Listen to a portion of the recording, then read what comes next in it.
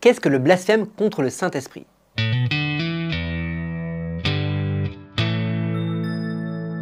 Le blasphème contre le Saint-Esprit est mentionné en Marc 3, versets 22 à 30 et en Matthieu 12, 22 à 32. Le blasphème peut être défini comme une défiance irrévérencieuse. Il s'applique au péché comme le fait de maudire Dieu ou de profaner consciemment ce qui lui appartient, mais aussi d'attribuer du mal à Dieu ou de ne pas lui reconnaître un bien qui lui revient.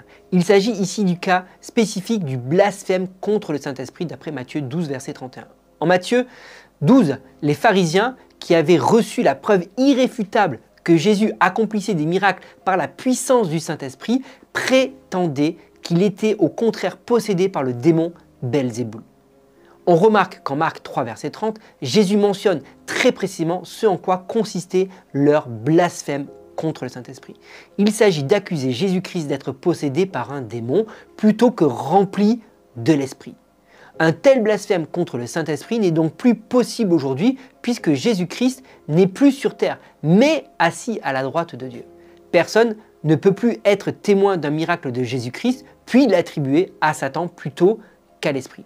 L'exemple le plus proche aujourd'hui serait d'attribuer le miracle de la vie transformée d'une personne rachetée à la puissance de Satan plutôt qu'à celle du Saint-Esprit venu vivre en elle. Le blasphème contre le Saint-Esprit aujourd'hui, qui reste un péché impardonnable, est la persistance dans l'incrédulité. Il n'y a pas de pardon pour ceux qui meurent dans l'incrédulité.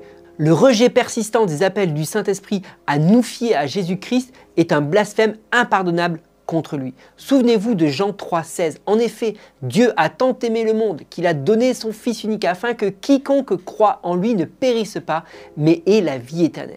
Dans la suite du chapitre, on lit « Celui qui croit au Fils a la vie éternelle. Celui qui ne croit pas au Fils ne verra pas la vie, mais la colère de Dieu reste au contraire sur lui. » Seules les personnes qui ne font pas partie de ceux qui croient au Fils ne seront pas pardonnées parce qu'elles ne croient pas en lui.